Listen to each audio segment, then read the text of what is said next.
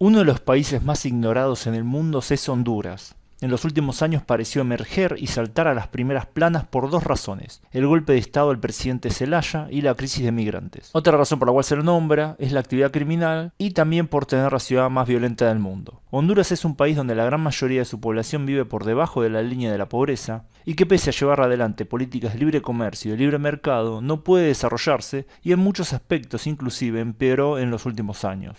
La pregunta es, ¿qué llevó a Honduras a ser un país pobre y violento? Y más importante que eso, ¿por qué se ignora a Honduras? No voy a dar respuestas simples o ideologizadas, primeramente veamos un panorama general. Honduras es una república presidencialista unitaria, geográficamente se encuentra en Centroamérica, es uno de los pocos países americanos que es bioceánico, su territorio está dividido en 18 departamentos, su capital es Tegucigalpa, pero su centro industrial es la ciudad de San Pedro Sula. El área más poblada del país es el oeste y el sur, mientras que el este está cubierto de selva, entonces es mucho menos poblado. Cuenta con una gran biodiversidad y bastantes áreas protegidas y parques nacionales. Tiene un gran potencial turístico, sea por las islas del Caribe, tales como Roatán, por las ruinas de Copán, las fortalezas españolas, algunas de las más antiguas de América. También están los atractivos naturales tales como las cuevas de Talgua. Pese a tener estas y muchas atracciones más, está en el último lugar en el número de turistas recibidos en la región centroamericana. Su economía tiene un perfil primario, dependiendo del sector agropecuario, la industria ligera y las remesas provenientes de los migrantes hondureños que se encuentran en Estados Unidos principalmente. No tiene una población muy grande, ya que apenas supera los 9 millones de personas. Entonces, si analizamos los datos superficialmente, Honduras debería ser un país relativamente sencillo de desarrollar.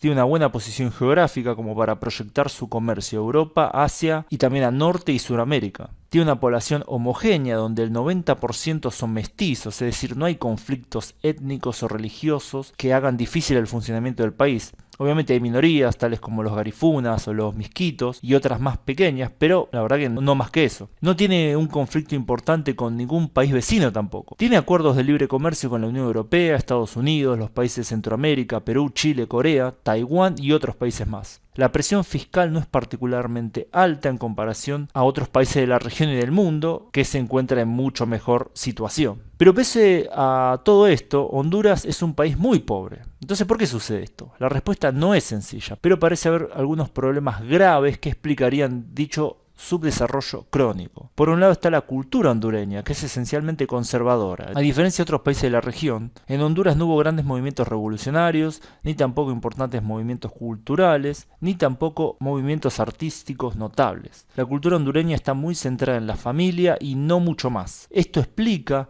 la apatía general que tuvo su población con respecto a todo a lo largo de su historia. Otro factor es cómo Honduras se ve a sí misma. Durante siglos fue parte de la Capitanía General de Guatemala. Luego formó parte muy brevemente del Imperio Mexicano y después también muy brevemente de las distintas uniones centroamericanas. Al ser independiente, naufragó algunas décadas hasta encontrar una potencia de la cual depender, en este caso Estados Unidos. En cierto sentido, Honduras parece no querer asumir que es un país independiente y que tiene que solucionar sus problemas por sí sola. Históricamente, Honduras, como parte de una nación centroamericana unida, tenía muchas más chances de desarrollo y de tener peso internacional. Hay que recordar que el principal héroe de Centroamérica era el hondureño Francisco Morazán. Bueno, y es acá cuando hay otro gran factor de subdesarrollo que entra en juego. Las familias más poderosas de los distintos países centroamericanos prefirieron gobernar de manera segura su patria chica a arriesgarse a competir en una patria grande. Así que conspiraron para destruir a una Centroamérica unida. Fueron exitosos en su cometido y de hecho la mejor caracterización del sistema de gobierno en Honduras hasta el día de hoy es la de una oligarquía. Siempre el poder en Honduras lo tuvo un pequeño grupo de familias. El pueblo hondureño por sí solo no pudo jamás superar esta etapa. Si bien los apellidos de estas familias fueron cambiando con el tiempo, la estructura social sigue siendo la misma. La oligarquía hondureña actual está formada por familias provenientes del antiguo Imperio Otomano, que emigraron a Honduras a principios del siglo XX y un poquito más adelante también.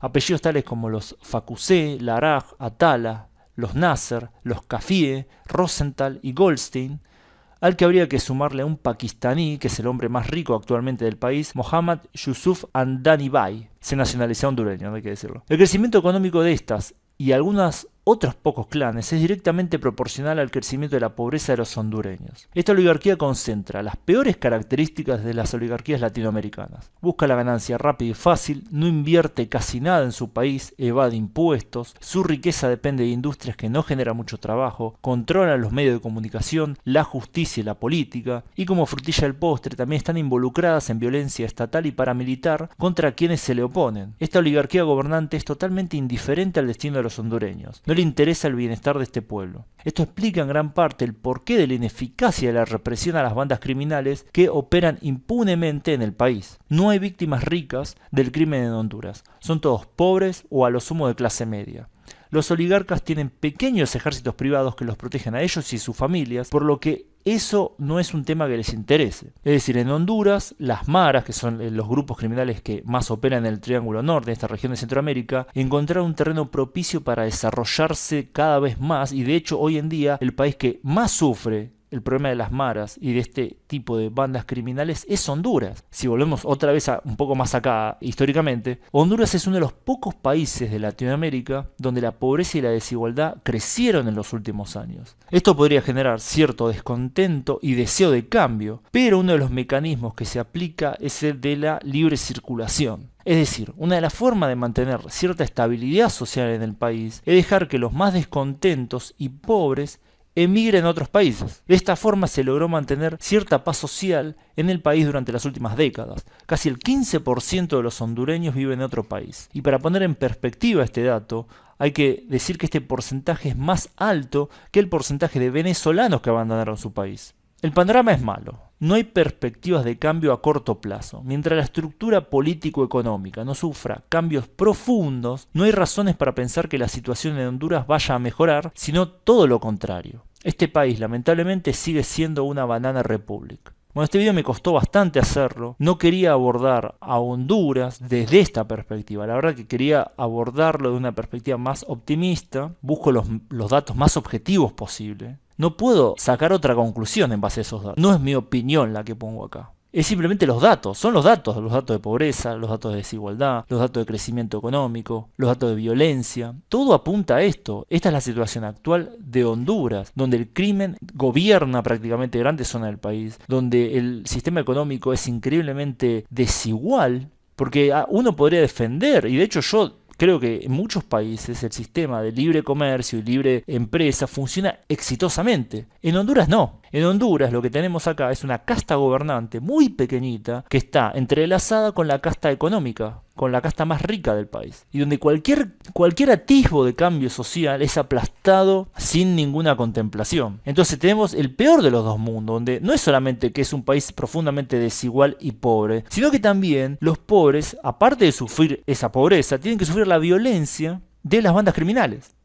Entonces no es que la oligarquía hondureña, el grupo gobernante que tiene el poder en Honduras, garantiza a los pobres por lo menos cierta paz en su pobreza. No, existe la marginación económica, la explotación económica o la violencia. No hay una opción muy buena en Honduras para vivir hoy en día como un ciudadano común y corriente. Lo que hacen los hondureños es refugiarse en su cultura tradicional de centrarse en su familia y no involucrarse demasiado en los asuntos sociales del país. Hubo un intento de involucramiento que fue en el gobierno de Zelaya, pero bueno, fue sacado por los poderes fácticos de Honduras y ya está. Ese experimento fracasó, no tuvo la fuerza suficiente. No hay otra perspectiva de cambio a corto plazo, vuelvo a decirlo. Entonces bueno, Honduras por lo pronto es un país que está mal. La crisis de migrantes es otra de las aristas que tiene que ver con un mal que está Honduras.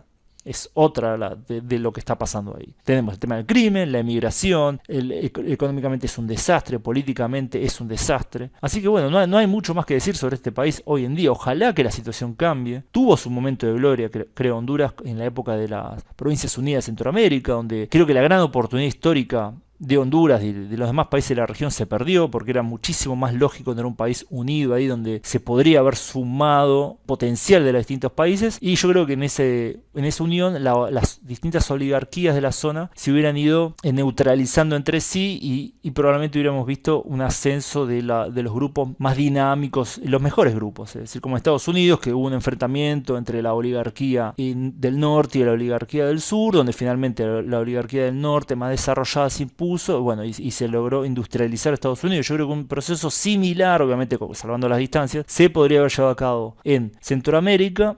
Sin embargo, esto no pasó, entonces las oligarquías más retrógradas fueron las que quedaron en la zona. Y bueno, hoy en día quien tiene que sufrir más estos resabios históricos es Honduras, porque en Nicaragua hubo una revolución, mal que mal, en El Salvador hubo grandes cambios. Guatemala es una situación totalmente distinta, porque uno tiene que tener en cuenta ahí la población indígena, que es gigantesca. Entonces la situación es distinta por esa cuestión racial. Pero si uno ve estos países que son muy similares, Nicaragua, Honduras y El Salvador, es Honduras es el que se quedó históricamente en una época ya pasada en toda la región, prácticamente. Toda la región superó esta época, excepto Honduras. Así que bueno, espero que les haya parecido interesante el video. Es un poco distinto a lo que vengo haciendo en los últimos videos, pero tenía muchas ganas de hacerlo. Quería verlos desde otra perspectiva, tal vez un poco más positiva, pero la verdad que los datos no me dejaron tener una visión más positiva de la situación. Así que bueno, y gracias a todos por su tiempo, suscríbanse al canal, estoy haciendo videos que creo que estoy mejorando un poco el nivel de los videos, estoy intentando sacar temas que sean poco conocidos en Latinoamérica, pero de vez en cuando quiero volver también a la región, a Latinoamérica, para hablar de lo que está pasando acá.